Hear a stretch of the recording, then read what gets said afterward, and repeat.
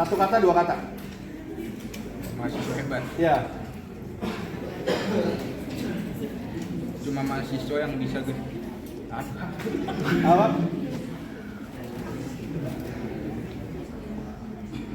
Ada?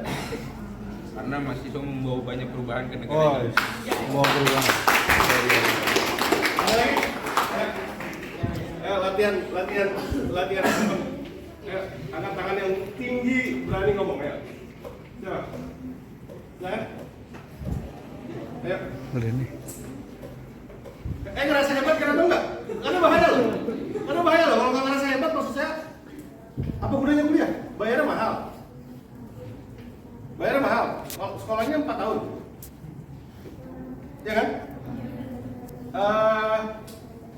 Saya nggak tahu satu semester di sini berapa, tapi yang jelas let's assume satu semester kalian bayar 10 juta, 10 juta kali 8 semester 80 juta. 80 juta belum ongkos harian bolak-balik satu bulan habis 2 juta mungkin ya? Lebih. Berapa kecapan? Berapa bro? Habis berapa? 3 juta? 500. Hah? Enggak sampai sejuta? Agak. Lu gimana Masa tuh? sih? Gue deket. Kos-kosan enggak? Enggak. Makan ongkos segala macam sejuta habis enggak? Enggak. Hah? Satu setengah kali 12 bulan 12 juta 18 juta setahun, 18 juta tambah 10 juta 28 juta satu tahun. Bener kan? Sorry 28 juta enggak dong, kan karena satu semesternya 10 juta, berarti 38 juta satu tahun. Berapa? 6,5. Oke. Turun lagi, let's say ya 32 juta, ambillah 25 juta total satu tahun, betul? Aman tuh angkanya ya? Aman angkanya. PD lulus berapa tahun? 3,5. Hah? 3 tahun. Ayo. Bismillah 3 tahun. Bismillah. Bisa enggak minimal? Ya kan bisa ada yang Enggak lah, saya aja niat 4 tahun lulusnya jadinya 5 tahun. Kalian boleh ngomong dosen jadi raja. Let's say 5 tahun. Apa? Enggak belum. Donatur kampus? Enggak juga, donatur itu 7 tahun untokin. Enggak, nanti saya akan tanya, boleh apa enggak lulus 5 tahun? Dan dalam case saya bisa buktikan bahwa lulus ditunda itu nggak ada masalah. Setiap orang punya penggarisan. Lulus cepat, lulus lambat itu nggak ada masalah. Saya ngedidik anak saya sekarang nyantai banget.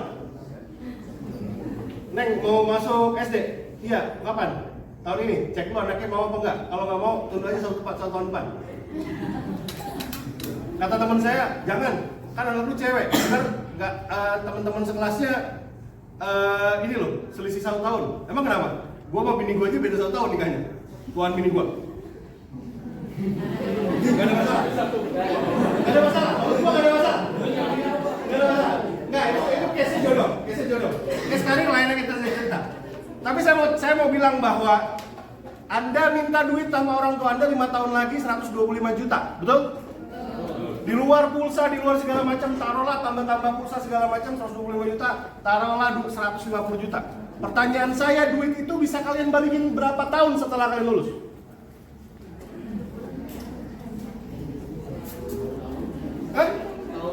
Pertanyaan, jujur bro, katanya hebat. Berapa, yakin 150 juta itu bisa balik berapa tahun setelah kalian lulus? Hah? 5 bulan, berarti gajinya harus 30 juta sebulan. Ada kami. Waduh, janganlah ditebut. Ditutup lagi. Rapi aja nggak kuat. Nggak kuat. Jangan. Sama siapa? Saya tanya, 150 juta bisa balik berapa bulan, berapa tahun? Sini, ayo, yang berani ngomong. Karena bahaya, mahasiswa nggak tahu apa yang dikerjain, apa mau 5 tahun lagi mau ngapain, habis itu gua mau bayar nyokap bokap gua gimana caranya, ngapain kuliah di sini lama-lama? Nggak ada gunanya. Gak ada yang berani ngomong. Tahun. Siapa dulu? Berapa tahun? Tahun. Siapa namanya? Wih, keren. Kongres bro. 1 tahun. Oke, ada lagi yang belajar lebih cepat? Ada lagi? Sejam tuh bisa. 1 tahun berarti gaji dia atau penghasilan dia harus 150 juta. Kalau saya sebut setahun berarti 11 jutaan sampai 15 juta. Mungkin dia bisa makan cuma UMR doang 3 juta, habis itu udah nikah 1 tahun, habis itu balikin. Ya. Coba. Lewat apa aja? Lewat tiket umroh kah, lewat apa segala macam terserah. 1 tahun. Ada lagi? Ada? Ya, Mbak. 2 tahun. 2 tahun berarti masih agak kayaknya UMR lebih dikit, gajinya nggak apa-apa gitu ya. Gitu ya. Oh, atau bisa. Enggak juga, Mas, kalau saya nikah sama anak bupati oke juga kan?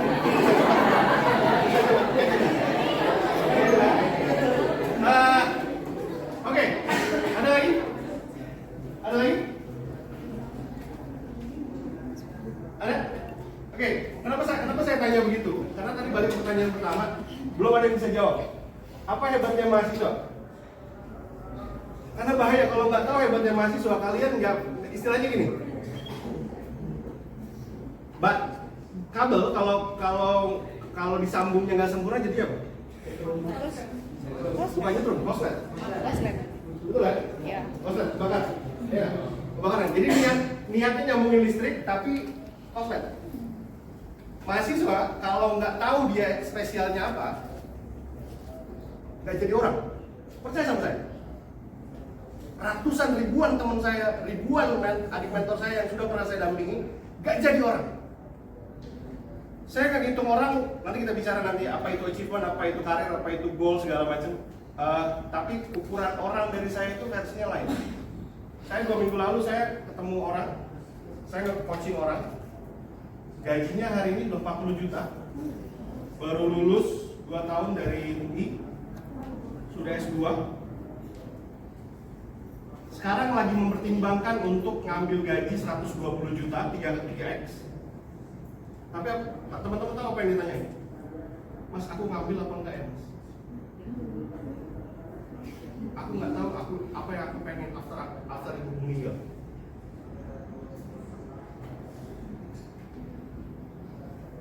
Jadi orang nggak? Ada duitnya, tapi nggak jadi orang. Hari ini banyak banget yang kayak gitu. Ciri-cirinya apa? Cek aja lagu di yang FYP. Semuanya tentang masalah mental semua. Lagu. Jadi kalian merasa kalau gue relate banget gitu. Betul nggak? Nah, awal masalahnya satu. Saat dia belajar di kampus menurut saya atau di sekolah atau dimanapun, dia nggak tahu di mana dia mesti boosting mereka punya opportunity di sini. Apa? Saya mau tanya 2 hal aja. Ada yang punya pendapat? 2 hal. Kenapa mahasiswa spesial? Mbak, silakan. Siapa namanya? Deris. Deris. Kalau 2 hal sih nggak kebayang. Mungkin Satu hal. Oke. intinya itu mungkin karena nggak semua orang itu bisa kuliah. Mungkin ada beberapa yang pengen kuliah tapi terkendala di ekonomi. Oke, mahasiswa spesial karena kesempatan. Terus juga kalau kita lihat kan teman-teman masuk kuliah pun mau milih misal pasti persiapannya tuh banyak, UTBK lah atau ibaratnya kayak les UTBK itu kan pasti sebelumnya kalian nggak akan persiapannya banyak dan Oke. itu juga Prepare. ya prepare. Jadi dipikir matang-matang Lagi. lebih, tapi intinya mungkin kesempatan kali ya. Kesempatan ya? Iya. Kesempatan. Kamu meng-highlight mahasiswa itu spesial karena dia punya kesempatan lebih dibanding yang lain. Ya, betul ya? Oke. Ada lagi? Ada? Karena lo punya kesempatan, and then lo gak boleh nyanyiin kesempatan itu selama 4 tahun, lo harus ambil lebih banyak kan gitu ya? Oke, ada lagi? Ada? Silakan? Enggak, saya nggak gigit. Silakan, Mas. Itu Mas. Mas siapa? Pasya. Oke, gimana Mas? Kuat. Mahasiswa itu strong. Mungkin ini untuk orang-orang yang dia kuliah tapi sambil berpenghasilan sendiri. dia kuliah dan dia berpenghasilan sendiri, maka lu bilang bahwa dia jadi spesial kan dia strong. Oke, apalagi udah cukup. Satu, dia dulu. Oke. Good. Apa? Mahasiswa itu saya rasa spesial kalau dia merasa mempunyai rasa tanggung jawab sosial itu. Punya rasa tanggung jawab sosial, dia punya social responsibility.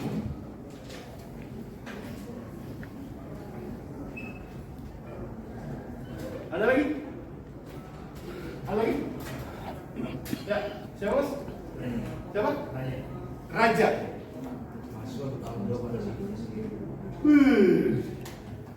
Bener kan? Dalam dong. Kok seneng ngomong mahasiswa tuh kadang gitu. Dia mikir dari buku, dari beberapa lembar buku yang dia baca semalam gitu kan. Terus beberapa subset FYP terus dia sarikan jadi dia sendiri. Dia bertanggung jawab atas hidupnya sendiri.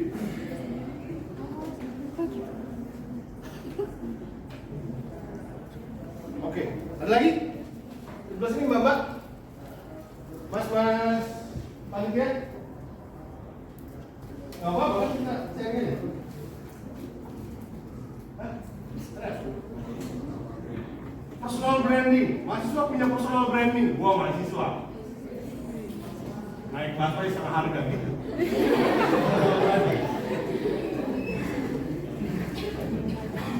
Oke, apa lagi? Apa lagi? Ada? Hah? Prestasi. Berarti kalau lo nggak berprestasi lu bukan mahasiswa gitu ya? Oke. Prestasi karya. Oke. Ada? Ada? Nggak ada yang salah? Itu lagi. Monggo. Kalau tadi kan prestasi hebat kayak apa namanya? Punya karya. Punya karya. Mungkin salah satunya juga masih itu hebat karena kalau dia punya jiwa yang Oh, nggak pragmatis. Lu harus idealis dulu. Nggak boleh pragmatis. Kalau begini harus begini. Oke. Nggak pragmatis. Terserah. Mau rektor ngasih duit buat 2 miliar, gua tetap gini. Kalau 3 miliar boleh. Iya kan? Ada lagi? Ada? Nggak ada yang salah, nggak ada yang benar. Oke, let's close discussion ini. Gue mau propose 2 hal. Yang nggak tahu ini sih gue izin pakai logo ya, Bapak ya? Iya, Kita orang Bekasi soalnya. Asli. Lahir di Bekasi, gede di Bekasi, saat kuliah doang. Kemana-mana? Kemana? Ke Unpad, ke UI, terus ke IPB, terakhir kemarin ke US.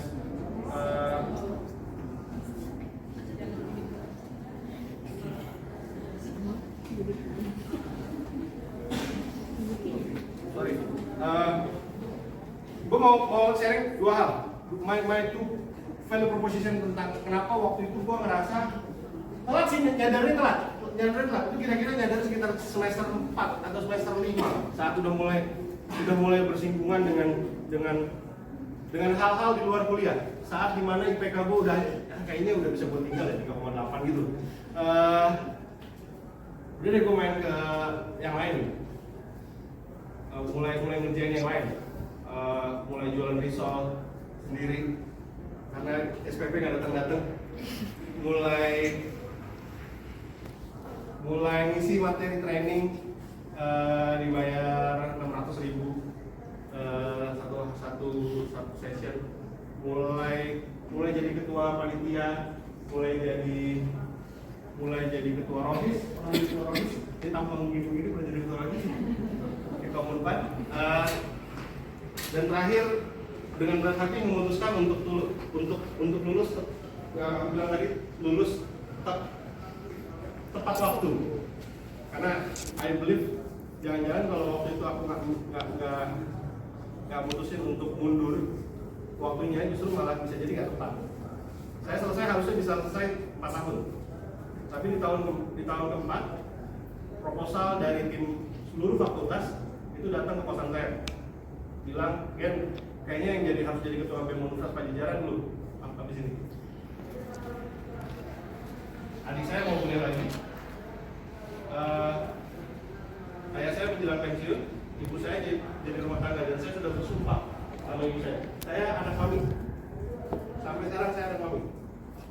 saya pusing waktu nikah sama saya. Karena yang dihadapi bukan cuma saya doang.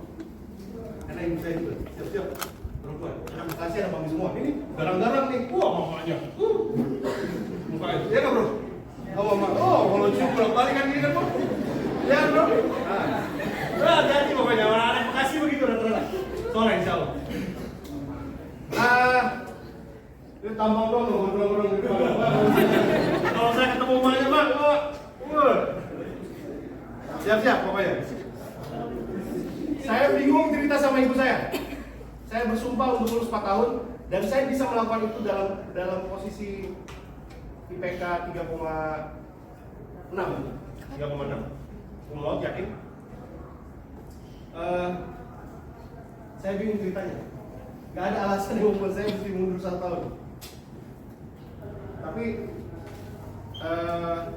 Robi saya dulu cerita, mentor saya cerita dulu ketika saya mengalami kebingungan itu, dia cuma bilang ini, Gen, di situ saya belajar apa spesial mahasiswa. Dia bilang ini, Gen, jangan biasakan membentur-benturkan dua kebaikan. Nasihatnya tinggi. Yang tinggi biasanya jadi satu, susah di mulut. Maksudnya apa gitu kan? Oke, dia tanya, lulus tepat waktu, bakti orang tua baik apa enggak? Baik, Pak. Oke. Saya tanya, kerjain BEM, dakwah, nambah waktu 1 tahun lagi baik atau enggak? Baik. Jadi dua-duanya ini proyek dakwah antum jalani dua-duanya, Allah kasih solusi. Datang ke rumah, pulang dari Bandung sini. Rumah saya di Perpus 3. Berdoa, yang mulai, pokoknya segala macam doain. Bilang, Mat, minta izin mau tunda urusan. Jawabannya, enak aja lo, nggak bisa mikir. Bapak mau pensiun, waduh. Tapi intinya singkat cerita diizinkan, dan di situ saya belajar 2 hal. Jurnal itu saya belajar 2 hal. Yang kalau mahasiswa kalian sebagai mahasiswa gagal memanfaatkan momen itu, maka cerita tentang zero to hero, meniti karir dari semenjak kuliah itu susah untuk dilakukan. Susah. Saya baru notice itu kapan? Hari ini. Saya belajar kenapa mahasiswa itu spesial, karena dia punya dua hal yang dia nggak dipunyai oleh warga negara lain. 1, dia punya ruang salah. You state yourself as mahasiswa, semua orang berdamai bahwa lu lagi belajar. Istri saya anak keperawatan. Ketika mereka mau lakukan persiapan lulusan, mereka statusnya masih mahasiswa, mereka dimagangkan di rumah sakit itu kan. Karena tiba-tiba ada jahitan yang keliru, ada segala macam darah kemana-mana muncar, segala macam masuk itu, mati ada pasien. Disalahin nggak? Disalahin nggak? Itu saya bilang bukan soal hidup mati, bukan cuma bicara untung rugi. Hidup mati. Kalau lu pakai status mahasiswa, mahasiswa. Yang ambil resiko siapa? Yang ngajarin yang ambil resiko. Dosen yang ambil resiko. Kampus yang ambil resiko. Rumah sakit yang ambil resiko. Bikin bisnis ratusan juta, jebret segala macam, salah. Kalah. Bukan karena fraud, bukan karena moral hazard, karena memang gagal mengelola bisnisnya. Bilang, untuk Pak, mahasiswa masih belajar, mau ngajarin cara yang lebih benar. Ngomong di depan, cerita segala macam, ngobrol sama Pak Dadan, ngobrol sama rektor. Kamu, gak sopan kamu datang ke sini, segala macam. Bilang aja, Bapak mahasiswa mau diajarin cara yang lebih benar gimana? Kenapa? Karena kampus itu the biggest laboratory in the world. Every campus is the biggest laboratory in the world. Jadi di sini orang bercocok tanam dengan apa nih? Mangga campur tomat. Jadi apa enggak? Nggak jadi. Wah, mohon maaf mahasiswa.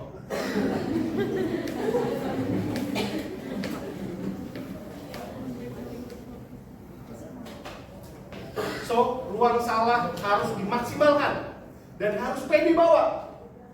Harus pede. Gak usah takut salah, ngomong aja apa yang ada di pikiran.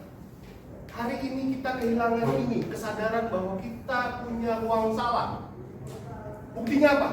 Beberapa menit lalu saya tanya, ada yang mau punya pendapat, diam semua. Saya yakin semuanya lagi mikir. Gue mau ngomongin takut di dalam bego. Gue mau ngomong ini, enggak deh, biar temen gue juga kayaknya mikir yang sama. Kalau teman-teman masih memelihara itu, 4 tahun akan terasa cepat. Kenapa? Karena teman-teman nggak learning apapun. Nggak learning apapun. The best way kalian belajar adalah make it mistake. Make mistake and let the adults teach you how to do it better.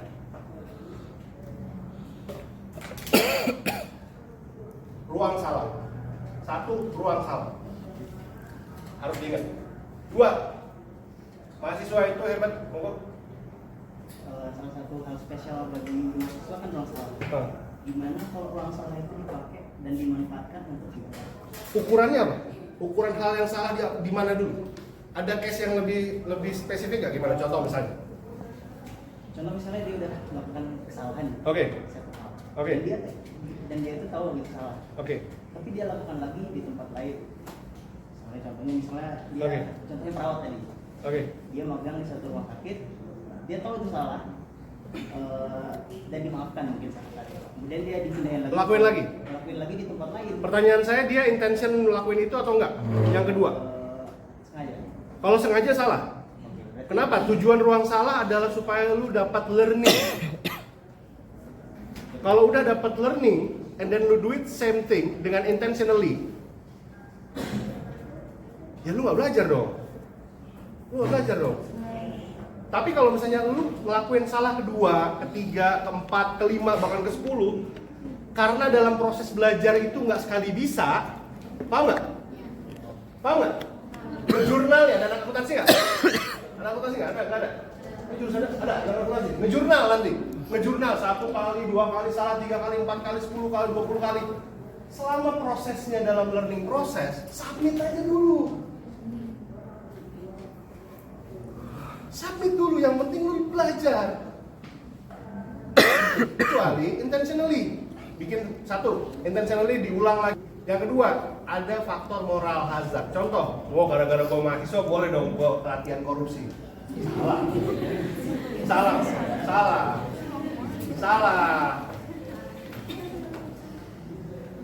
Paham nggak? Paham. Kenapa? Ini ada di remnya di faktor nomor 2, bro. Faktor nomor 2 namanya kritis. Wih, keren kritis. Oh, kalau pikirannya kritis keren. Gua ngejelasin, kritisnya all dimension. Mahasiswa jadi istimewa karena all dimension di dia punya life itu kritis. Pikirannya kritis, dompet kritis, waktu kritis. Bener gak? Bener gak? Mak, masih apa ininya? Apa dampaknya orang punya kritis?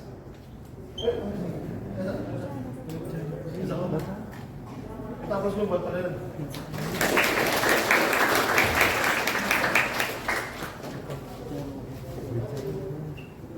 Apa manfaatnya orang? Apa bedanya critical learner dengan uncritical learner?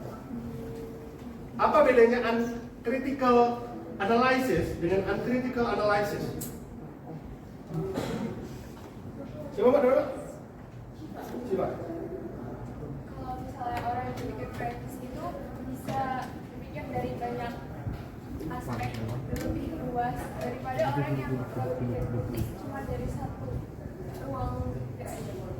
Good, tapi lu masih mempertimbangkan jawaban lu based on sopan santun. Kalau lu nggak sopan santun, lu akan bilang gini, kritis, pertanyaan saya soal hidup mati saya Pak, saya bodo amat dia sakit hati atau enggak. Dari situ, lu full nggak belajarnya kira-kira? Bro, sorry, badan lu kok gede? Orang-orang nggak bro? Soalnya bisa.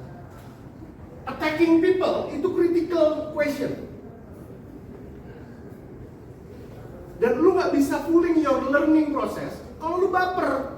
Lu aja baper, belum apa-apa. Kenapa gue bilang critical ini punya di mahasiswa? Kenapa? Seluruh hidup dia itu kalau dia sadar dan dia mau menerima dia apa adanya, gua kritis. Gua ini fakir miskin. Gua harusnya gua udah ngasilin duit, gua masih minta-minta sama emak gua, bapak gua. Sorry ya, 17 tahun di US, lu keluar dari rumah, gak boleh bawa apa-apa. You send yourself. And then you gak merasa kritis for now. Shit man, what are you doing now? Paham gak? And then lu ngerasa bahwa ya gua ngerasa hidup gua baik-baik aja. Jilbab gua masih ada yang ngetrik-ngetrikain di rumah. SPP gua akan kebayar. Sorry, hidup gak senyaman itu. Bisa jadi besok pagi bapak lu meninggal, men. And then lu gak bisa blaming kayak ada lu di rumah yang usia 5 tahun. Tante, aku belum makan. Nyet lu udah 18 tahun, lu nyari duit sendiri dong. Paham gak? Nah, kritikal ini soal hidup mati, gue bilang. Soal hidup mati, kenapa mahasiswa jadi spesial? Karena dia learning prosesnya selalu berada dalam posisi kritis. Gua ngerasa waktu itu beneran literally duit tinggal 10.000 di dompet. And then gue nerapin nasihat ustadz gua, kalau lu kasih sedekah, Allah kasih 10 kali. Gua tes aja, temen gua lewat ketoprak, bismillah bro, udah makan belum? Bisa gua bayarin ketoprak. Kata siapa? Kata ustadz gua, bodo amat. Gua bayar, habis duit gua. Dapat duitnya? Enggak. Entah 2 minggu lagi baru dapat 1 juta. Misi training. Puasa dulu gua.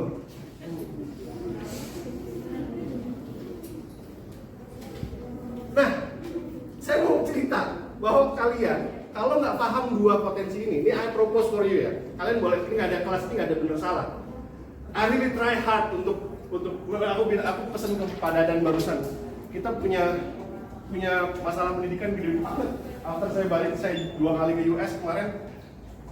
Gila, mereka S1 nggak ada skripsi, S2 nggak ada tesis. Gue sebetulnya belajar apaan? Tapi mereka learning. Di kelas mereka bilang, ada yang mau nanya? Nggak ada yang mau nanya, oke. Nah, kamu pertanyaan apa? Bertanya, menurut Bapak, pertanyaan saya benar atau salah? Nggak ada, di kelas ini emang nggak didesain benar atau salah. Saya titip barusan learning experience saya di Harvard kemarin 2 minggu sama Pak Dadan. Ada mudah-mudahan he do something for your class. So, aku balik ke sini. Kritis dan ruang salah ini harus di-maximize. Kalau kalian mau starting your career dari sekarang. Kalau nggak merasa 2 hal ini, susah kalian startingnya. Kenapa? Tadi Pak Wakil Rektor sudah bilang, we are very competitive in very competitive world now. Hari ini, mohon maaf teman-teman, saya 2 tahun lalu saya jadi COO di salah satu CEO itu direktur operasional di salah satu perusahaan marketplace. Saya bayar seorang fresh graduate buat bantuin saya bikin artikel segala macam. Mereka tugas dia bikin artikel sehari 2-3 artikel tentang review jilbab, review something, pakaian segala macam. Saya ngerekrut 2 orang, masing-masing saya gaji yang satu 5 juta, yang satu 7 juta. You know what happened now? Semua kerjaan itu seharga 5 tambah 7 juta, saya bisa kerjain dengan ChatGPT 3 hari ini. By on my shit finger. Jadi kerjaan seharga 7 sampai 5 juta itu nggak ada hari ini, hilang semua. Dan teman-teman tahu apa yang saya kerjain di qverse.id? Saya membuat produk yang bisa menganalisis laporan keuangan yang based on AI. Jadi teman-teman akuntansi, teman-teman finance, kalau saya berhasil ngejual produk ini, I don't know what your future is. Next. Sorry ya. Sorry ya.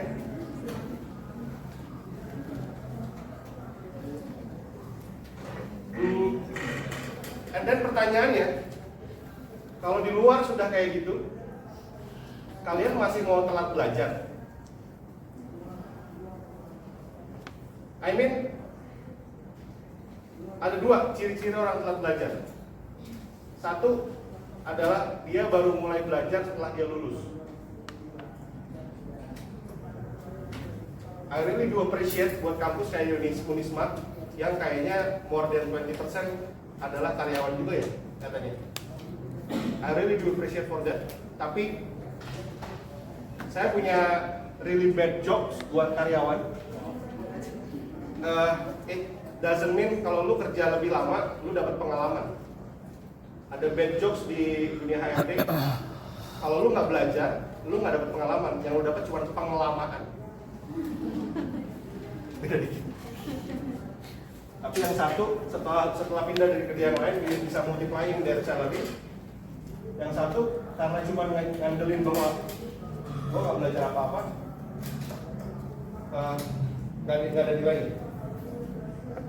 So ada dua ciri. Satu, you lakukan belajar as early as possible. Satu ciri-cirinya yang bisa kalian lakukan. Semua teman-teman saya yang hari ini sudah di level director, saya di level founder, teman-teman saya yang sudah hartanya triliunan. Tahu triliun nolnya berapa? 12 bro. Bener 12 ya? Oh 12 bener ya? 12, 1 triliun 12.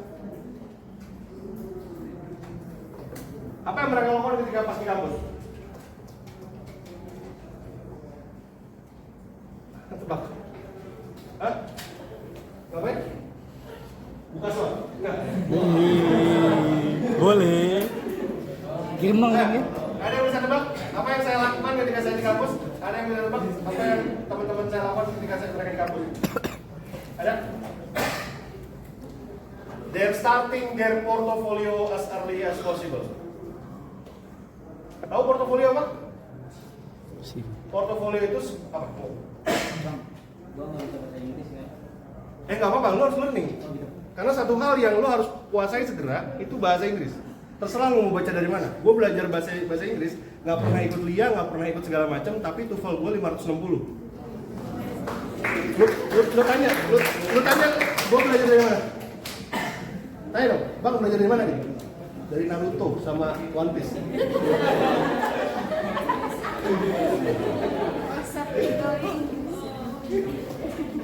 Starting semester 2, baca manga, kumpulin kosakata.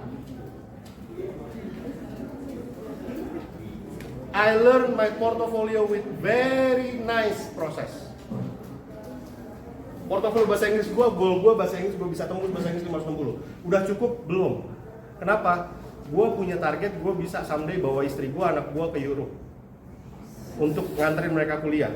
And then untuk mereka nganterin mereka kuliah, oke, gue punya duit. Tapi kalau mau orang lain yang bayarin gue, postdoc gue dia bayarin orang, maka IELTS gue harus 6,5.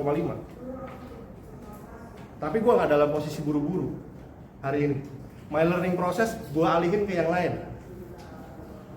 Kalau hari ini gue punya learning process, gue punya target 5 tahun lagi gue mau berangkat ke US atau ke Inggris untuk dibeasiswain.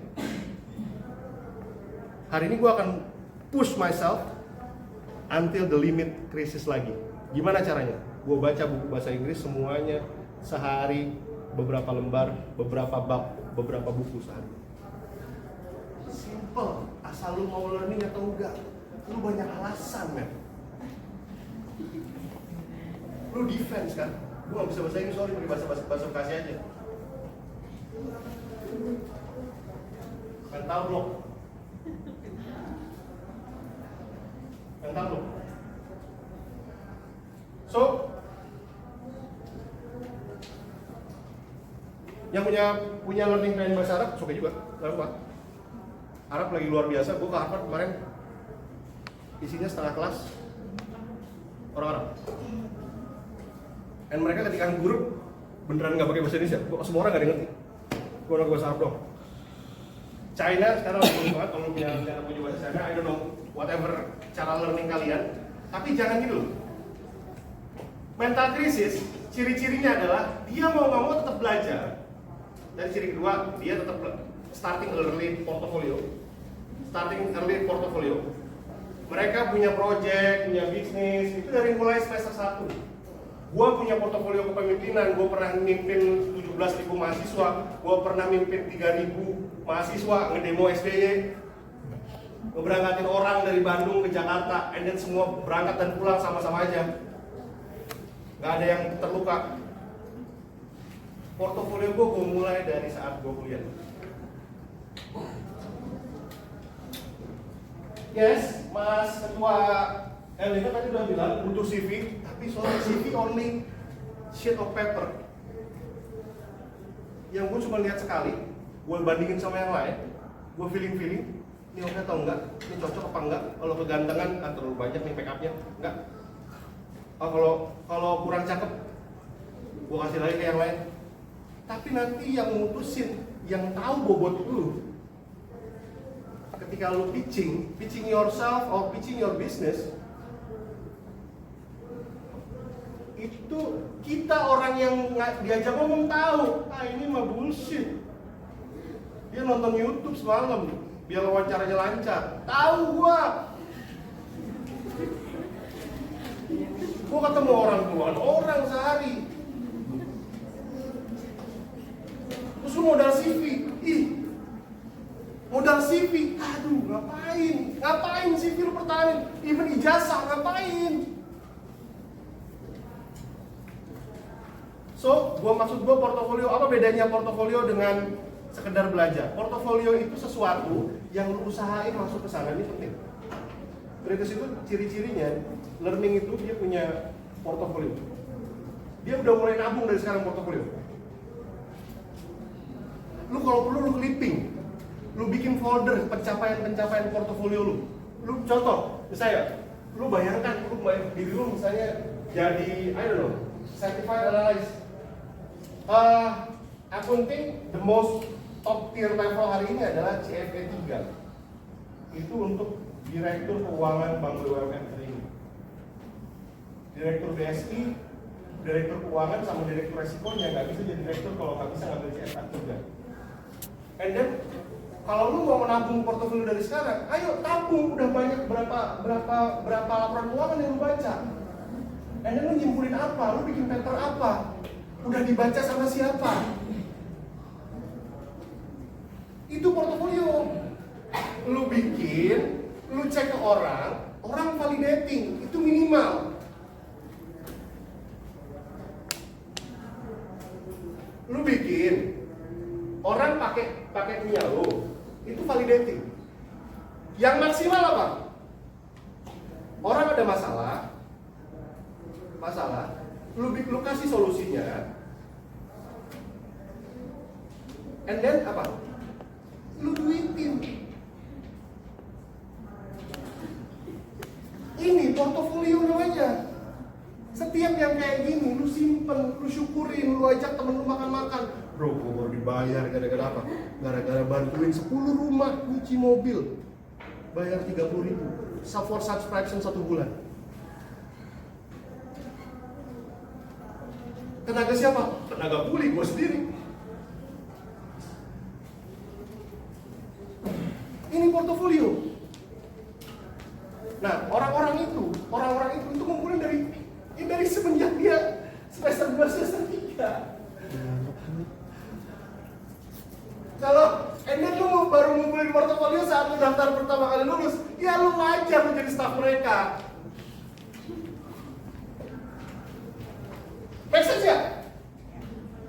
Gua start my leadership portfolio itu semester 2.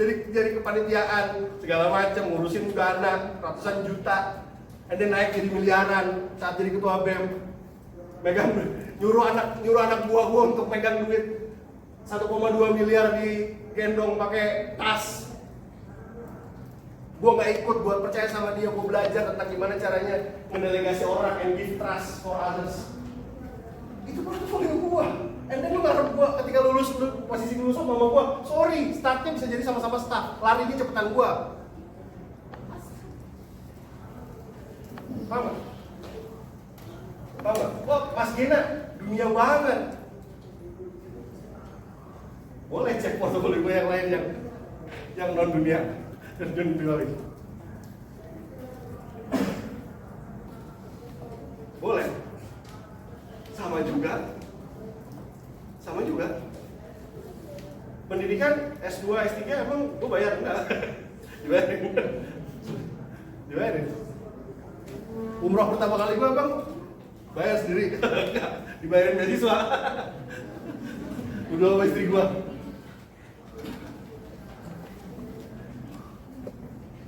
Maksud gue, ini banyak mahasiswa yang nggak sadar posisi ini. Dia ngerasa bahwa gue mesti belajar aja, oke gue di kelas gue belajar segala macam. And then dia lupa bahwa, nah ini ciri-cirinya. Mahasiswa menurut gue, ciri-ciri mahasiswa yang nggak punya karakter dua ini. Ciri-ciri satu, gue tanya, lu sekarang, jujur, lu kuliah sekarang dari jam berapa sampai jam berapa gue tanya? Pagi. Kita pagi. Setengah 8 sampai? Oke, saya tanya sekarang spesifik. Yang kuliahnya sehari 3 jam, ada? Kuliahnya sekarang rata-rata 3 jam. Kuliah sehari rata-rata 4 jam, ada? Belum ospek? Belum. Kata kakak yang lain gimana? Gak tahu. Ada yang di atas 5 jam kakak-kakak kuliah sehari? 10 jam? 10 jam ada 10 jam? 10 jam ada nggak sehari? Enggak, tapi lu tanya kuliah gua sehari waktu di kampus Unpad berapa jam? 24 jam. Wah bullshit, nggak ada kampus yang berani bayar dosennya. Iya, dosen lu balik jam 10 pagi men. Tapi lu it doesn't mean lu berhenti kuliah dong. Lu kan pulang ke kosan, lu bisa baca buku, lu bisa mingle dengan orang lain untuk learning something. Lu gak boleh ngitung harian selama 4 tahun, lu learning lu cuma 2 jam, 3 jam sehari. Ya pantas lu gak cuan bro. Emak lu bayar kuliah 6.500.000 itu buat bikin lu kuliah 4 tahun itu 24 jam lu pakai sehari.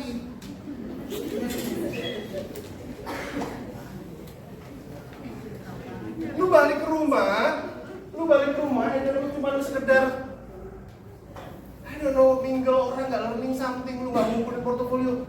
Ya wajar lu kalah kemana-mana. It doesn't mean lu lulusan Unisma atau gua lulusan UI, beda, bukan begitu cara hitungnya. Gua lulusan Unpad, men, S1 gua lulusan Unpad, tapi gua bisa di Harvard ngalahin teman-teman gua yang grade waktu di SMA 1 Bekasi. Yang waktu itu kuliahnya luar biasa. Ngambil jurusan lebih hebat, lebih keren dari gua. Gua nggak bisa tembus jurusan mereka. Nggak gitu cara ngitung dunia. Nggak gitu cara ngitung akhirat. Gua tambahin. Jadi bang. Nggak gitu. Nanti ada buku yang gua titipin sama peserta dan sama panitia. Lu boleh download for free.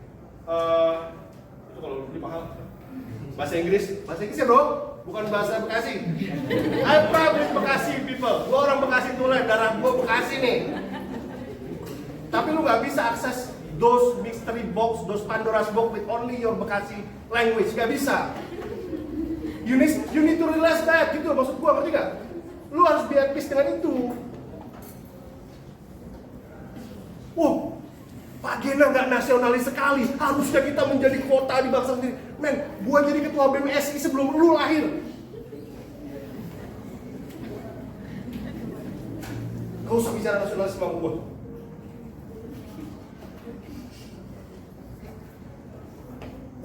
polisi sebelum lulus TK.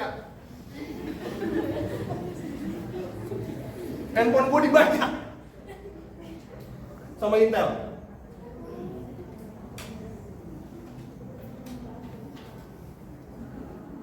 So, masalah utama kita hari ini, kita ngerasa dimensi waktu kita, wah, ya susah sih Pak. Nadiem Makarim kan dia anaknya Makarim Company. Dia kan memang, ya gimana ya Pak, dia kan memang susah ya. Dia punya privilege Pak. Kerdil mentalnya kita merasa reserve dengan mentality orang leprechaun mentality tau. Dia punya emas di gunung sana, cuma gara-gara ngerasa bahwa badannya lebih kecil dari orang lain, dia selalu merasa kurang. Akhirnya dia curi emas lagi. Ngelepar ke orang mentality.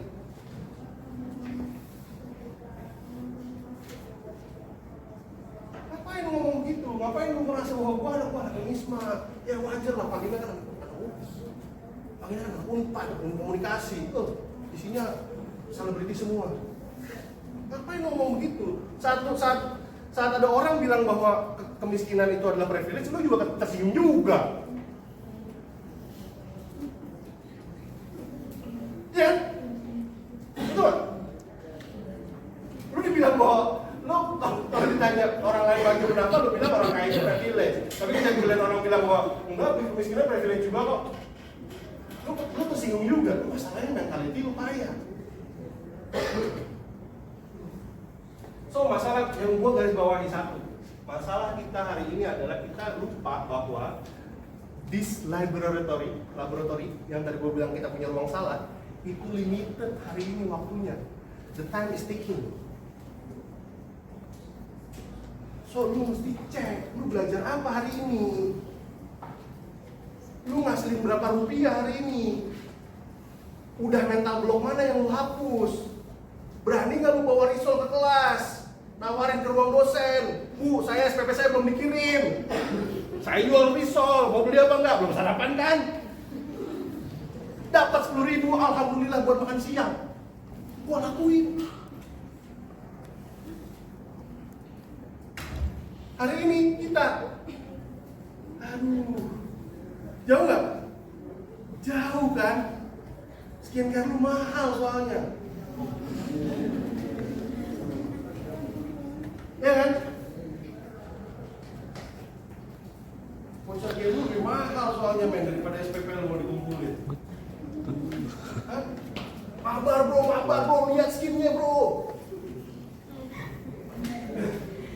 Main kalau bisa skin doang pamerin. Hah? Gua main mabar sama gua main sama teman-teman gua pamer kenapa gua beli kenapa bisa bayar. SPP anak-anakku udah selesai, 2 semester, 3 semester, 4 semester ke depan. Cicilan mobil Fortuner gua udah lewat.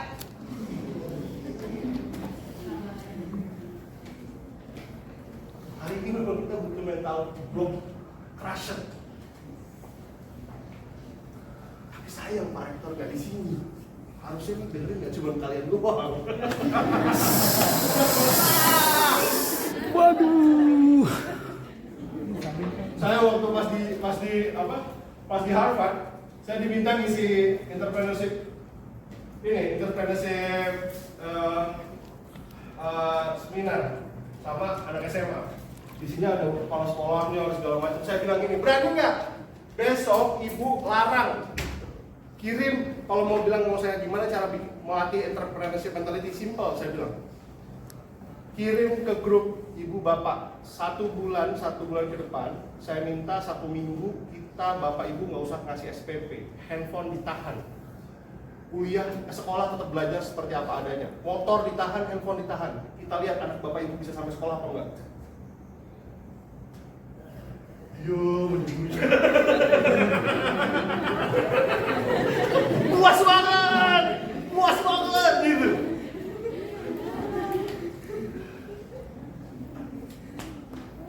Oke, Mas Ken, apa? Lu kan dari tadi yang lu tag lu keyakinan gua semua lu tag. Apakah solusi apa gitu ya supaya kita bisa achieve. Ada buku namanya Grit, nanti habis ini gua kasih ke lu semua. Ini bagus banget. bagus banget. Gue sebagai founder aja baru baca beberapa minggu belakang. Gue kasih bukunya, mahal bukunya kalau bisa download sendiri. Di Gramedia ada 88.000 yang versi bahasa Indonesianya, tapi trust me, nggak bagus. Artinya, apa namanya, terjemahannya nggak bagus, translate-nya jelek. So I propose kalian, nanti saya kasih ke ketua panitia. Itu kalau punya iPad, punya iPhone bisa dibaca, tapi kalau nggak punya, pakai laptop bisa ada aplikasi khusus, silahkan baca aja for free buat kalian. Di buku itu saya belajar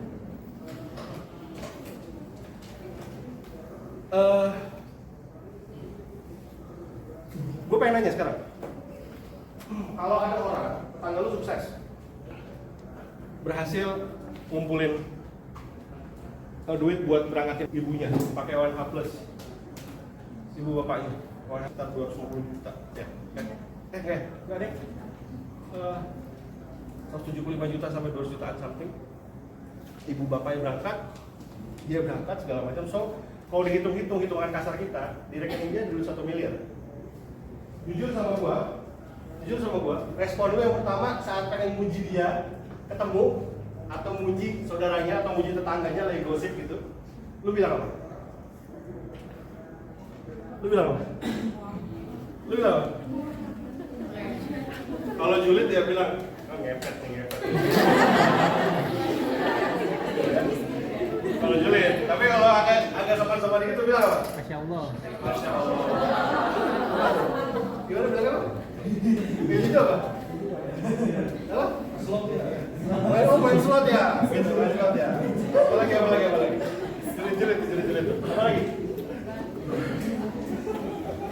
Itu yang paling nyinyir, tapi yang trust me, even jawaban yang paling sopan itu menurut gue juga salah. Menurut buku yang paling gue baca itu salah, yang akan kalian baca itu salah. Kalau ada orang berhasil ngumpulin ratusan miliar dari rekening dia, ada anak berhasil juara Olimpiade nasional, bener nggak? Kita suka bilang, emang dia sih berbakat ya, sudah kelihatan dari kecil gitu.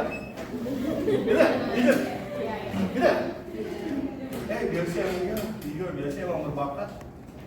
Ada orang berhasil jadi punya lukisan, lu bilang gua bakat, enggak? Emang bakatnya emang talentnya bagus banget. So ini juga yang kejadian di seluruh dunia, di seluruh orang tua. Mereka ngedidik kita dengan luar biasa, tapi kita dididik dengan salah satu mentality yang menurut gua kita bisa mulai fixing until now. Orang menghubungkan achievement selalu ke sini, betul nggak? Betul. Oh, Mas Genes sih ya emang bisa dicek gennya. Pasti kakeknya ulama. Pasti kakeknya ustaz, kiai punya pesantren gitu deh, pasti dicek. Oh, pasti bapaknya ini deh. Pasti pamannya, ya bener sih, di keluarga gua yang dokter ada 3 orang.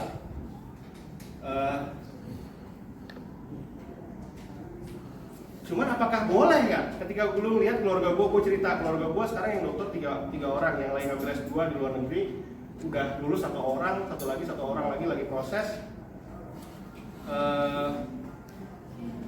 Istri gue lagi ngambil S2 lagi sekarang. Jadi total yang S3 udah 3 orang, S2 udah mungkin 5 orang something. Jajaran sepupu gue itu. Jadi ada istilah kalau di setiap tahun itu bulan Juni itu kalau kita suka ngumpul lebaran, kita selalu bilang bahwa di keluarga itu ada siapa nih pemegang obor panas selanjutnya gitu. Itu kalau ada adik-adik yang belum lagi persiapan kelas 2, pasti udah gak enak banget. Kalau di keluarga gue ada kayak gitu. Ada kayak gitu ya. Lu boleh mungkin bilang, oh iya memang lu kan keluarga lu begitu mas, lu punya talent. Tapi buku itu dibantah. There's gak pernah ada hubungan yang real dan gak fair kalau lu selalu cerita bahwa orang lain sukses gara-gara dia berbakat seperti itu.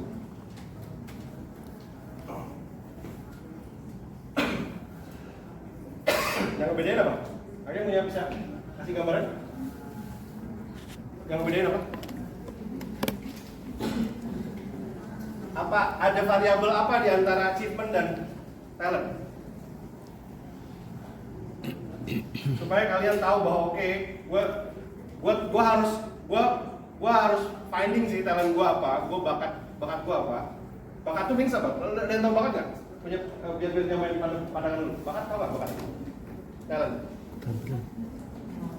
Talent tuh apa? Ada yang bisa ngasih pandangan? Bakat, kelebihan. Means kelebihan gimana, Mas? Contohnya, Mas. Kelebihan. Pinter. Ya, oke. Karena dia punya kelebihan itu, and then dia bisa achieve sesuatu kan. Itu kan sesimpel itu. Padahal nggak begitu. Ada lagi punya pandangan lain? Bakat itu apa? Kemampuan. Orang yang nggak mampu berarti nggak berbakat. Gitu kan? Gitu kan? Orang yang mampu berarti dia udah punya bakat. Betul. Dari awal. Gitu. Gitu kan? Dia pendapat kamu gitu ya? Ada lagi nggak? Bakat tuh? Mas. Ada bakat atau bakat? Oh, saya berbakat main game. Kenapa punya orang lain bilang bahwa saya berbakat main game? Kenapa? Hah? Saya hobi, saya enjoy ngejalaninnya. And then apa? Cuma hobi doang? Ratusan orang main game, main Mobile Legends, and then ada satu orang lu bilang, oh dia lebih berbakat dibanding yang lain. Kenapa? Karena apa? Karena dia lebih jago dari yang lain, Pak. Waktu mainnya sama gua 5 jam sehari. Tuh. Tapi sama dia lebih jago aja. Mabar menang dulu. Dia disisain satu orang, yang lain ngerubutin 10 orang, tapi menang. Dia lebih jago. So bakat itu tadi dua hal kata kuncinya. Talent itu, bicara talent itu adalah ini apa yang lu believe, lu suka, you love it, you believe ya, believe karena ini bisa jadi gak cuma satu kan. Bakat masak, orang ada yang bakat masak, tapi bakat juga ngitung, bakat berteman, tapi bakat juga macam-macam gitu. Bakat juga bikin tulisan. You live, you love it, and you believe you love it. Tapi bakat itu ciri-cirinya adalah di antara semua yang lu love it, ini yang paling lu cepat belajar, cepat bisa. Betul nggak? Lu suka nih banyak hal nih. Gue suka dengar musik, gue suka bikin puisi, gue suka bikin reels, gue suka jualan. And then yang menurut lu ngasilin pencapaian lebih banyak, pencapaian multidimensi ya, aku bilang ya. It's not all about money, tapi multidimensi.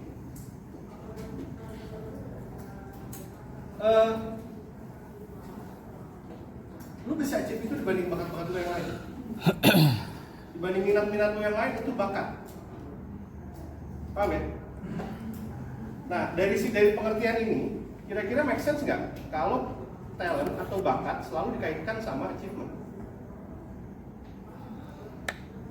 Journey-nya gimana? Journey orang-orang jadi triliuner dari bakat mereka. Seorang Jeff Bezos dari bakat mereka buat trying the business. Seorang Ciputra, seorang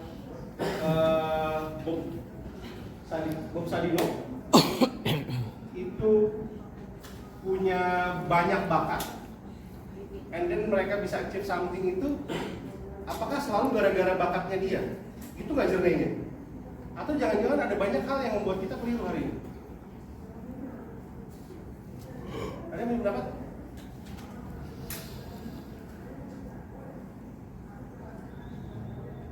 Apakah gini deh, pertanyaan gue adalah gini, kalau lu fokus ke bakat lu tiap hari, ya, lu fokus ke bakat lu, coba lu bayangin bakat lu apa? Lu bayangin bakat lu ya, ada yang masak, ada yang berteman, ada yang bakat networking, ada yang bakat bisnis. Coba lu jalanin tiap hari lu seriusin, and then lu gak habis untuk ngejalanin itu, and then lu bisa lebih jago dibandingkan yang lain dalam waktu 10 tahun ke depan. Logik itu make sense ya? Kira-kira. Make sense ya? Make sense? Apa? Make sense ya? Kalau dia mau berkembang dia bisa, dia invest waktunya di situ, dia jalanin terus, Mobile Legends dia seriusin, gitu kan? And then dia bisa dapat sesuatu di 10 tahun ke depan dari situ. Karena kemauan, ada faktor intention, ada kemauan. Nah, ini sebenarnya udah kejauhan. Bakat itu tidak langsung. Ya, bakat mengarah ke achievement. Tapi kalau lu tanya, bicara karir, dari sekian bakat yang lu pegang sekarang, oke Pak, gimana caranya gua pilih bakat gua dan fokusin bakat gua yang mana? Simply karena lu nggak paham bahwa di antara tengah ini itu ada hal bernama skill,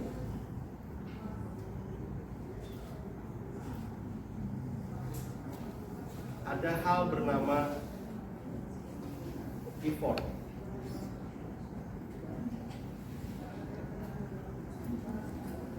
Talent dikali effort itu nggak langsung jadi achievement, bro.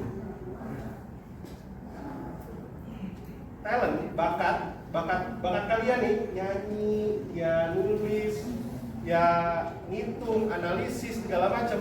Kalau dikali kalian investasi waktu ke sana, itu trust me, nggak semuanya jadi langsung jadi hasil. Tapi at least itu jadi skill. Gimana caranya supaya skill jadi achievement? Lu mesti put another effort.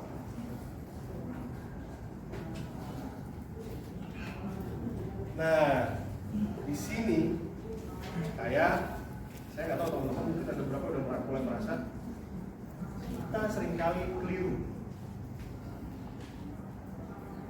Merasa bahwa oke, hari ini aku ngambil jurusan ini, pengen belajar ini, pengen eksplorasi ini, tapi kita nggak put effort di sana, percuma. Nggak put investasi waktu kita ke sana, percuma. Nggak pun investasi waktu kita ke sana percuma. Nggak ada hasilnya. Dan don't expect hasilnya itu langsung kelihatan. Kenapa? Hasilnya itu baru jadi skill. Ada orang ratusan kali bikin martabak, ratusan kali gagal. Trust me, yang dia jual bukan martabaknya. Jangan-jangan. I don't know.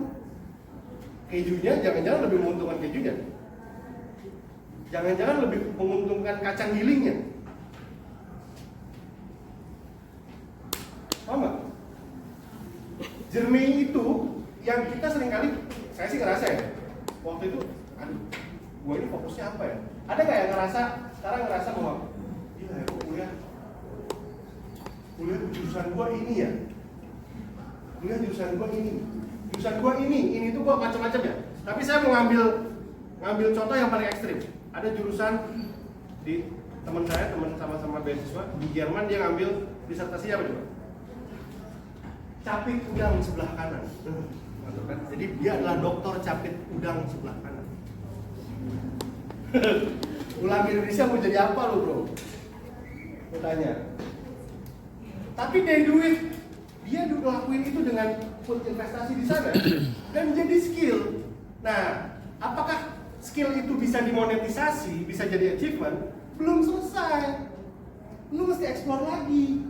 Siapa yang butuh skill itu bisa supaya bayar lebih mahal? Tahu nggak? Nah, hari ini orang bahkan nggak selesai di sini nih. Talent gua apa ya Pak? Gitu. Jadi jernihnya parah banget. 4 tahun dibayarin sama orang tua, kuliah ngerasa cuma 3 jam sehari, gak ketemu talent gua apa, terus lulus, aduh langit biru banget ya, gitu. Tahu nggak? Orang habis lulus kuliah, dia ngelempar ke atas itu dia ngeliat apa? Bukan ngeliat topinya, ngeliat langit. Anjing besok gua ngapain ya gitu. Tahu nggak?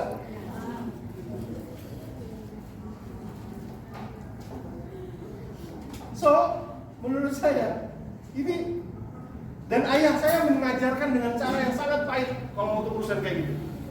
Saya ingat banget pesan ayah saya kalau menjelang kayak gitu, kayak waktu saya menjelang lulus, istri saya ke rumah dan teman-temannya ke rumah, kita kan sama-sama di BEM, terus pada ke rumah gitu segala macam, gini, calon pengangguran gitu kan ikut BEM, dalam banget. Kenapa? Make sure bahwa kita nggak merasa puas dalam satu milestone. Oke, milestone kita perlu kita rayakan. Tahu milestone nggak? Milestone itu pencapaian. Saya pengen mencapai ini, itu goal-goal kecil. Karena nggak bisa dalam buku itu nanti kalian belajar. Goal gede itu satu hal, tapi goal kecil itu harus di-set. Goal mediumnya di-set, goal kecil satu hal. Contoh tadi, Masnya mau jadi pengusaha di Jepang, pengusaha di Cina. Gak mungkin di antara sekian banyak goal kecilnya itu nggak belajar bahasa dan kultur Cina, paham nggak? That make sense for me. Lu nggak serius berarti.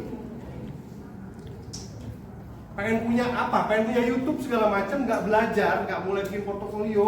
Goal kecilnya itu bikin portofolio satu video sehari, satu video seminggu, satu video sebulan. Kalau punya cita-cita dari YouTuber, ayo bikin portofolionya kecil-kecil dong, goal kecil-kecilnya, achievementnya. Tahu nggak? Nah, orang banyak hari ini itu bingung, gue mau ngapain ya? Gitu. Kuliah gue mau ngapain? Kenapa? Dia ngerasa kuliah gue, nah ini dari sini aja ini. Saya ngomong kritik sebenarnya. Tadi sama Pak Rektor sama Ibu Rektor di itu ya, from zero to hero. Gak ada from zero to hero. From zero to one dulu.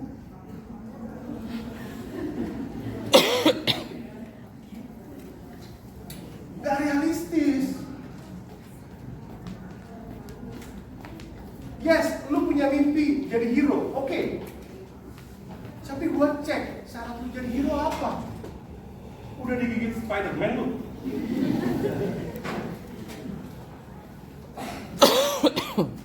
Cek dulu. Ayo being realistis gitu loh. Being realistis. Gue pengen cita-cita pengen ke Harvard. Pernah nggak bikin kontribusi, bikin tulisan, berkorespondensi sama jurusan yang di sana? Pernah nggak? Pengen kerja di BUMN? Pernah nggak coba trying magang? Bu Pak, saya mau dong magang di sini berkirim email. Pernah nggak?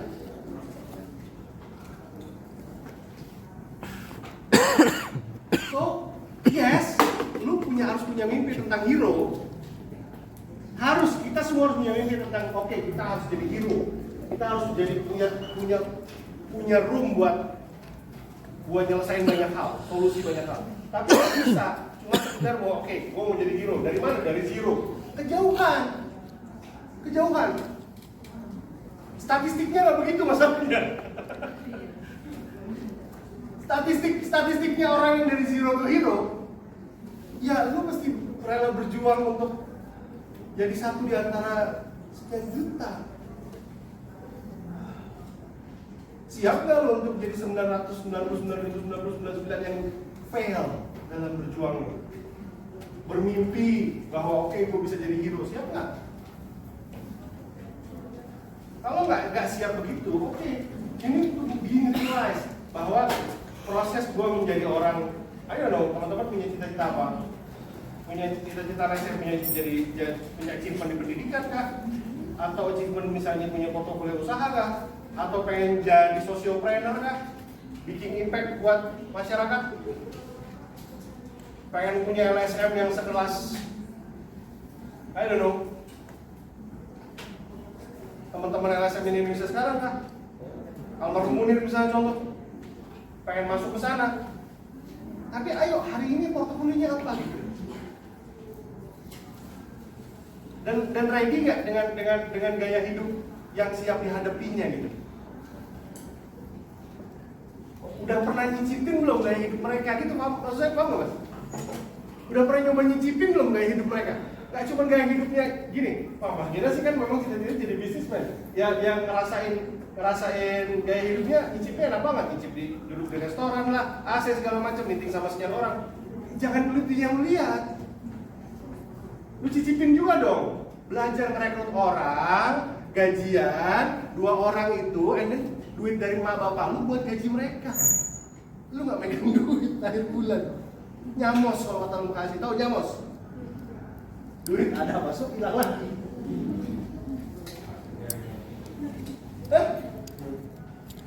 Pengen jadi Munir, pengen jadi LBH. Lu lakuin dong dari sekarang, lu mau advokasi siapa? Udah advokasi siapa lu, gue tanya?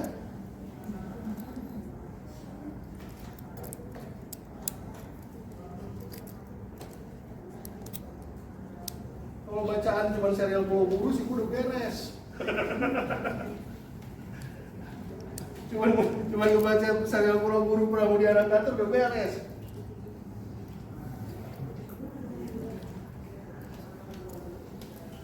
Tahu nggak? Nah, maksud saya, ayo being realize, kita mau kemana? Kita dulu mau kemana dulu? Goalnya mau kemana? Kita mau kemana? Teman-teman yang pengen punya jalurnya pendidikan, saya sangat dukung. Terutama buat cewek. Saya anak saya 4 cewek semua. Dan I'm very happy anak saya 4 cewek semua. Kenapa? Saya bilang ini privilege yang nggak saya punya waktu itu. Urusan pendidikan, cewek itu punya privilege yang nggak dipunya cowok. Apa? Mereka nggak peduli mau pendidikannya jalur seaneh apapun, dia bodo amat. Gue bilang. Jadi gue bilang sama anak gue, mau ngambil apa teh? Bahasa Sunda? Gak apa-apa, sampai profesor ya. Kenapa? Ada Sunda ini.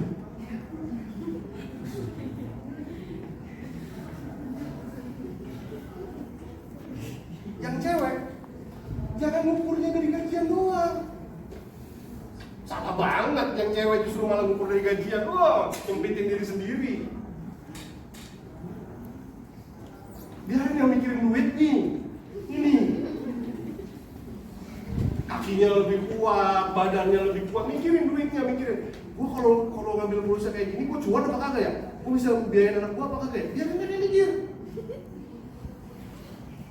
Cewek mikirnya, ayo impact gue ke masyarakat apa? Coba cek deh ceramah-ceramahnya di Hidayat, ceramah-ceramahnya Gus Bahar, ceramah-ceramahnya, meskipun spektrumnya beda, tapi semua bersepakat. Satu-satunya suami izinin cewek keluar dari rumah bukan gaji, ibu, tapi lu ngasih impact apa ke masyarakat? Mak, istri gua kalau berangkat sekarang ke rumah nih, gua ceritain sama anak gua, Dek, Kak, doain Umi lagi nolongin pasien di ICU. Tiap hari ngebungkus bayar, bantuin. Dia diliterin sama malaikat doain Umi.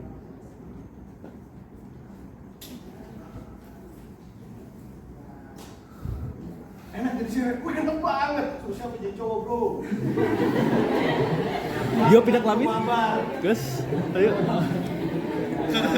Ayo Gus. Makan tuh mabar, jadi duit begini bisa gaji pembantu nggak 2 skincare. Hah?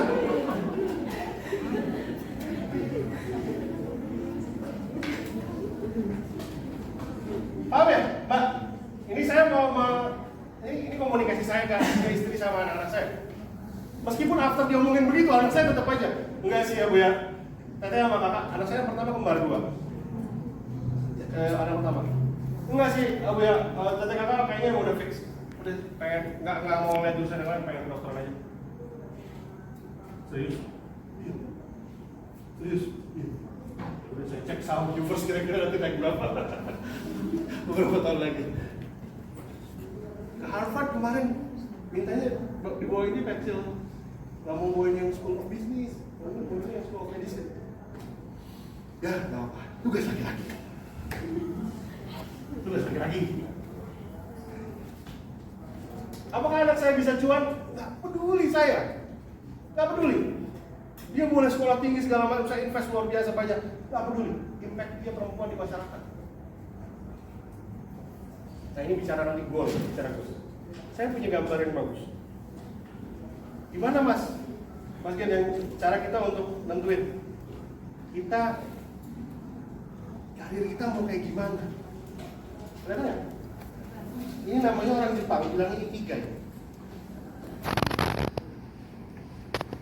ikigai itu nemu keseimbangan, itu titik yang paling semua orang ideal. Dia ketemu di tengah antara apa yang dia suka, apa yang dunia butuhkan, masalah besar dunia, apa yang kita jago di situ, dan kita dibayar dari situ. Itu ikigai. Itu ideal banget. Tapi si founder ini dia paham bahwa nemu yang tengah itu susah, maka saya perlu ngezoom.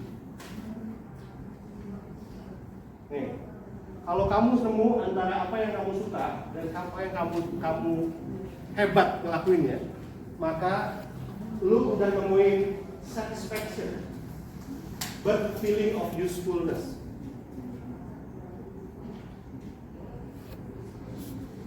Itu passion lu adalah lu mengawinkan sesuatu yang lu suka, lu jago. Itu passion lu di situ. And then ketika lu ngawinin antara lu yang lu jago dan lu dapat cuan di sana, maka itu profession. Tapi kalau lu ngawinin tiga-tiganya, ini satisfaction, feeling useful. Gila, bakat gua bisa dapat duit.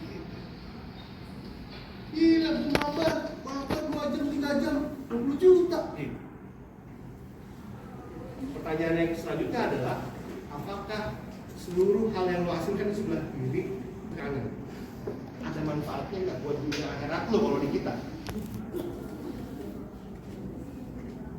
Baru kan, gue nggak duniawi banget bos. Gue cita-cita jadi triliuner, tapi nggak duniawi banget.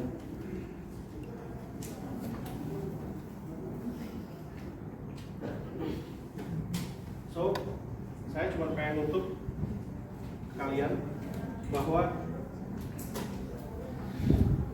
iya, kita pengen ngawinin semuanya jadi ikigai, tapi at least kalau menurut saya jangan ngambil yang kalian nggak nggak ada singgungan apa-apanya, karena kalian akan ngerasa hampa aja, apalagi cuma ngandelin oke, gue pengen dibayar doang. Karyawan hari ini yang bertahun-tahun, yes dia punya keberkahan dari nafkah, tapi kalau bertahun-tahun dia nggak belajar, gue khawatir sama generasi kita selanjutnya terus terang. Ayah saya full PNS, berangkat pagi, pulang sore segala macam, tahu nggak? Tapi habis pulang dari sekolah, pulang dari kantor, dia selalu bilang bahwa Gen, kamu boleh rumah kamu di Perumnas 3, di pojokan Perumnas 3, rumahnya kecil, tapi buktiin sama dunia, buktiin sama papa bahwa Gena bisa merubah kondisi ini hanya dengan satu pendidikan. Terus diomongin lagi makan, sampai hilang tuh rasa ayam goreng. Diomongin gak berhenti.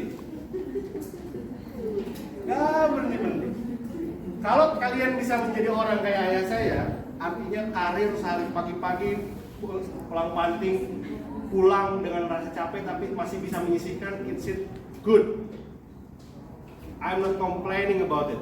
Tapi gua khawatir kesibukan kita harian segala macam kita lupa nge-value hal itu kan anak kita. Nanti. Itu yang gua khawatir. Makanya gua perlu bawa framework ini ke kalian. Supaya apa? Supaya apa yang kalian pelajari di kampus, apa yang itu membantu kalian untuk nemuin apa yang kalian sukai, apa yang kalian hebat di sana. Tapi portofolio itu ada di sisi sini. Nah, paham ya? Apa yang kalian pelajari itu hanya untuk mengeksplor di sisi sini. Yang kalian pelajari hari ini itu hanya untuk mengeksplor di sisi sini. Tapi portofolio yang kalian kumpulkan, makanya saya bilang, portofolio yang kalian kumpulkan akan menjawab di sini. Gue bisa dapat duit apa enggak? Orang ngebantu sama gue apa enggak? Paham ya? So dari situ gue berharap nanti ketika lulus kuliah, nggak sekedar lempar toga, lu udah mulai mikir, yes, gue mau lakuin sesuatu. Yes, gue mungkin nggak langsung capai hari ini, gue nggak langsung mencapai hari ini, tapi someday gue akan mencapai itu. Dan trust me, hari ini saya cerita teman-teman, Mas Gina karir pertamanya gimana? Karir pertama saya dibayar dengan UMR. Saya belum doktor, saya belum kuliah. Saya jadi sales, karir pertama saya sales container. Saya jualan. Tapi yang mungkin agak beda dibanding yang lain, pesan ayah saya sangat menancap di kepala saya sehingga orang lain pulang dari, again, saya beli waktu itu, saya belum berhenti belajar, sehingga orang lain pulang dari Selipi langsung ke Bekasi. Saya naik lagi 613 ke arah Salemba. Kuliah saya malam-malam sampai jam 12 malam saya baru pulang. Istri saya lagi hamil 2 anak kembar. Saya lakuin itu sampai terakhir tahun 2018 kemarin saya S3. Di S3 mungkin saya nggak pulang malam, tapi saya pulangnya sore, malam untuk kerjaan memang. Tapi Sabtu Minggu saya nggak ada selama 5 tahun. Kenapa? Saya full di Bogor kuliah. Kenapa? Saya beli cita-cita saya tadi. Lu hanya bisa ngelakuin segala sesuatu itu after lu explore everything. Dan kampus itu membuat, menurut gua waktu itu, kampus itu memang tidak solving everything, tapi membuat lu memudahkan pelajari ini. Paham nggak? Kampus itu cuma bisa nganterin lu cuma di sini. Nggak pernah bisa nganterin lu ke sini. Ini harus portofolio, lu harus propose keluar, lu harus validating ke orang. Oke, dari saya itu udah kelewatan. Makasih banyak, sampai jumpa.